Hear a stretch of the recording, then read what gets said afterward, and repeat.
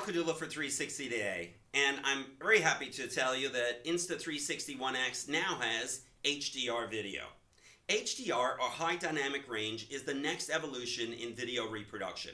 With it, you get more shades of brights and darks and more colors. It's closer to what the human eye can see.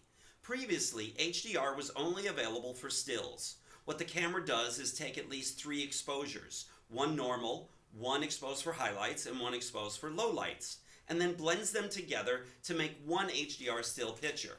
Now when you're shooting HDR stills, you have to hold the camera steady longer. The same carries through for video. With the Insta360 One X, they suggest that you keep the camera still while shooting HDR. I take it a step further and tell you that you need to use a monopod in order to really make it work well. The difference is startling, especially when you look at a typical landscape shot, especially one that's got clouds in the sky. With standard video, the clouds are usually clipping. In other words, they're a blob of 2 white images with no real definition.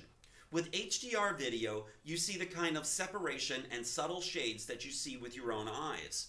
You also get more saturation of colors because with HDR, you're treated to a much wider and diverse spectrum of color, shades, and hues. Take a look at the comparative images that I put up, and you'll see how HDR improves your viewing experience. What kind of scenes are best for HDR video? Well, I would say outdoor scenes where the bright sun and preferably some clouds in the sky.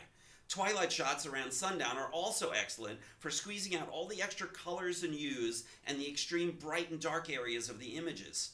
How many ways can you think of to use HDR video feature in the Insta360 One X? Leave some comments and post some videos. Let's see what you can do.